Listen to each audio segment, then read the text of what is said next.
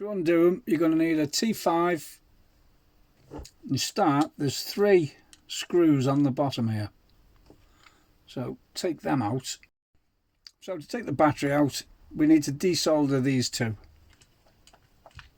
I'll pull that out. Once there's one out. And there's the other one.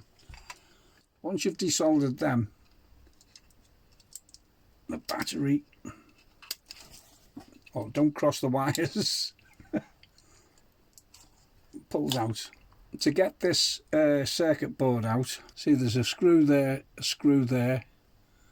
and there's 2 more, one there and one in that bottom corner there.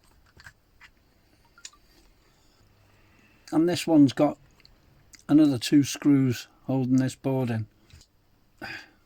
And there you go, there's the board.